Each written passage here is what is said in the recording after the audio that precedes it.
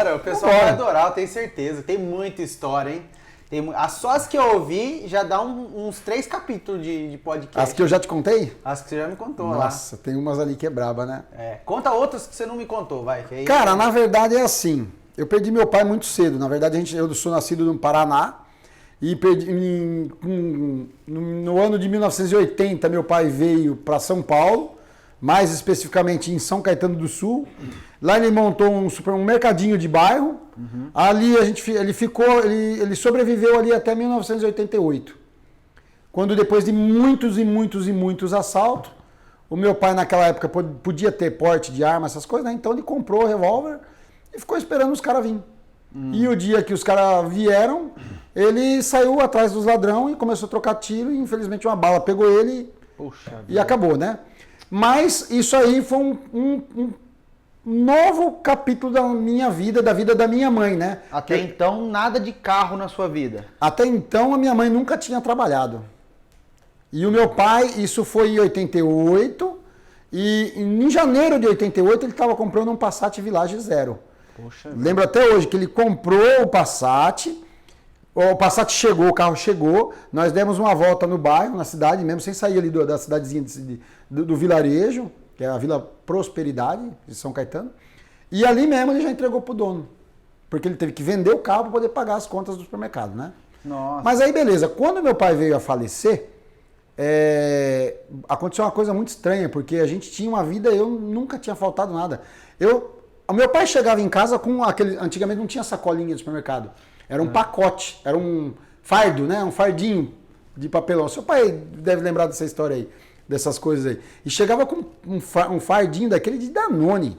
Nossa senhora, imagina, agora que tá passando pela cabeça, cara, o que é ser filho de dono de mercado, né? Cara, todas as guloseimas que os outros crianças iam lá e não podia comprar, pra você era à vontade. Maria. Meu pai falava assim, ó, pega e vai comer lá debaixo do caixa. Então, o caixa era aqueles caixotão de madeira assim, né? E eu conhecia todas as meninas. Então, eu catava ia pra debaixo do caixa, ficava num cantinho ali. Comia, as meninas aqui registrando e eu sentava aqui no cantinho que eu comia do chocolate que eu queria. Nossa. E aí, quando meu pai veio a falecer, tinha uma sociedade, né? Meu pai e meu tio, que é irmão do meu pai. E aí foi muito estranho toda a situação, porque infelizmente a gente pagava aluguel, porque eles tinham acabado de comprar o terreno, construir a sede própria do supermercado, e então não tinha dinheiro para comprar uma casa própria. Foi investido nisso aí, né? Seria questão de tempo se ele continuasse, né? Aí eu, minha mãe e minha irmã viemos a ser despejados do endereço onde a gente vivia, a gente não tinha comida. Aí alguns parentes mais próximos ali do bairro, né? Porque do Paraná mesmo ninguém podia ajudar. Mas alguns parentes mais próximos, alguns amigos, levavam comida pra gente e do supermercado a gente não podia pegar nada. Nossa, cara, mesmo sendo sócio. Mesmo sendo um sócio. Aconteceu muita maracutaia naquele dia lá, na noite em que meu pai faleceu de uma noite para outra. O supermercado ficou com as luzes acesas a noite inteira, enquanto a gente velava o corpo do meu pai. Mas, vamos deixar de história triste, né? Sim.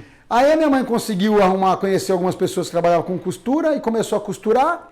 E aí comprou uma máquina, 2, 3, 4, 5, e aí o tempo foi passando, né? Não foi de um dia para o outro. Comprou um Passat velho, um Passat TS.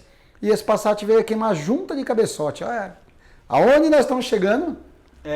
Né?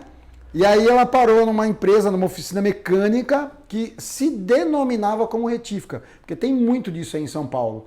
Oficinas que se tornam meio que especialistas em motores, né? Então, tipo assim, desmonta o motor, leva as peças para a retífica, depois volta e monta e entrega para o dono do carro. O que você fez? Eu retifiquei seu motor. Entendi. Entendeu? E aí ela caiu numa oficina como essa, mas aí o cara trocou uma junta de cabeçote, ou não trocou, e foi, e a minha mãe ficou lá, teve que voltar várias vezes, e no fim ela acabou trocando com o cara, ela deu Passat pro cara e pegou as oficinas, as ferramentas, tudo lá, o ponto, tudo. Rapaz, a visão empreendedora também já... E nessa época aí, eu já tinha 15 anos. 15 anos. Eu perdi meu pai com 11... Com 13 eu já tive férias, 14, 15, trabalhei em feira, trabalhei em outra retífica, aí por último eu estava numa padaria. Aí a padaria me mandou embora, porque ela foi lá e pediu se podia mandar embora, pegou dinheiro, vamos. E aí começou a oficina mecânica. Aí eu virei um lavador de peça. Já tinha mecânico trabalhando Já lá? tinha mecânico trabalhando, só que era só uma oficina mecânica, né? Mas que só gostava de trabalhar com os motores. Entendi. E aí a gente foi trabalhando naquele ponto, viu que aquele ponto era pequeno, que só cabia 2 carros, aí alugou um que cabia 4 carros, aí depois alugou um outro que cabia 6 carros, aí depois alugou um que cabia 12, e de 12 foi para uns 20 carros mais ou menos, depois nós alugamos um salão gigante, que foi o último, que cabia 44 carros, Caramba. mais as máquinas todas dentro, que até então não tinha máquina, Galpão era só absurdo. carro. Você terceirizava a retífica. Terceirizava toda a retífica. Entendi. Aí, e no ano de 98, eu tava testando um carro e o cara achou que eu tava brincando com ele no trânsito, ele parou o carro no meio da rua, apontou a arma pra mim, e aí depois daquele dia lá, eu falei, vamos mudar de São Paulo, vamos sair. Sabe quando dá aquelas neuroses? Aí eu fui parar em Jaguariúna. Você tava trabalhando na retífica, normal. É. Aí deu esse trauma aí, já tinha o Jairinho nessa época? Ah, o Jairinho era... Não, o Jairinho ainda não. Minha mulher tava grávida. Entendi. Minha mulher tava grávida do Jairinho. Aí deu esses BO, você já pensou nela grávida e tal, aí já sei como é que é. Exatamente. Aí Já nós fomos passa- parar em Jaguariúna. Olha, do nada, assim, à Do toa. nada, do nada. Sorteou na roda da felicidade lá. Na verdade, a minha mulher, ela tem ainda um tio que morava em Mogi Guaçu. Do lado E ali. a gente ia para Mogi Guaçu e a gente às vezes saía domingo cedo, sábado cedo para chegar lá à tarde e falava, vamos passando nas cidadezinhas para conhecer. E a gente entrou em Jaguariúna, a cidade era muito bonita. Muito bonito. Muito bacana, aquela Maria Fumaça Isso. e tal. É outro mundo, né, Minha cara? tia mora lá. Mora lá? Minha tia mora lá. Aí. De vez em quando eu vou pra lá, agora com a pandemia não mais, né? Mas é um paraíso, cara. Eu moraria lá, mas sem medo de ser feliz. Bom, vamos esperar o fim da história, né? Porque de repente você saiu de lá. Então, lá, na verdade, eu comprei uma motinha, uma 125 lá, né? E comecei a vender cabeçote pela cidade. Quem precisava de cabeçote, porque no interior nem todo mundo pasta com isso, né? Entendi. E aí eu virei um representante de vendas de cabeçote. É mesmo, cara? Só que o que acontece, cara, ela tem uma pedreira. Aham. E eu queria trabalhar naquela pedreira, dirigindo aqueles caminhãozão lá que eles chamam FE, né? Caminhão Fora de- de estrada. Caminhão de mineração. Mineração. Aqueles que tem aquelas, que, tipo, uns 3 andares de caminhão. isso? Exatamente. Caralho, velho. Eu só vejo isso em televisão. Não sabia que tinha perto assim, não, cara. Jaguariúna, pode pedir pra sua tia que ela vai te Aquilo- levar numa rua lá em cima, lá, ó. É. O nome da rua veio na minha cabeça agora e fugiu de novo. Mas ela te leva lá, que ela para lá e você vai olhar embaixo lá, você vai ver. Aquilo lá esmaga uma Hilux com a ponta do pneu dele. Cara, pra subir naquilo lá é muito degrau, cara. pois é, um pois é. absurdo de grande. E eu mandei tanto currículo para aquilo lá, que era um dos chefes, se chamava Jairo. E eu mandei para ele, não sabia, né? E eu mandei, eu largava toda semana, eu largava um currículo lá. Até que E sua mãe ficou com a retífica em São Paulo. se vira aí com esse BO aí que é teu, você que comprou, boa sorte, né? Fui bem ingrato mesmo.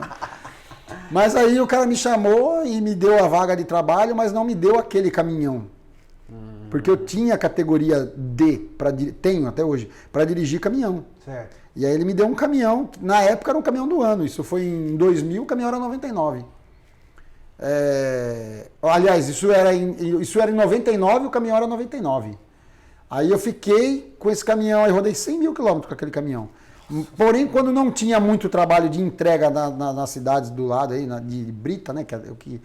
Aí eu ia lá e pedia pro Marquinhos, acho que era Marquinhos.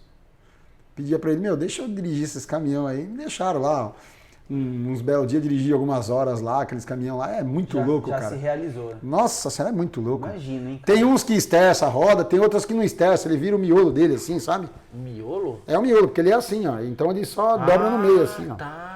Em vez dele esterçar a dianteira, Caramba. ele parece um crocodilão gigante. Imagina a capacidade de carga do E quando o cara vai jogar as rochas em cima do caminhão? Pula tudo. É um terreno, não tem amortecedor, não tem mola, tá caindo 1 tonelada, 2 toneladas, 3 toneladas em cima. E era motor, a explosão era elétrica? Tem Não, função é elétrica. diesel. Diesel. Diesel, né? Imagina o tamanho do motor daquilo lá. Aquilo lá você coloca, é automático, você põe lá em D lá, em né? D e pisa até embaixo. E o Sentiu motor uma pedrinha passando assim, era o carro do chefe aqui, passei de cima.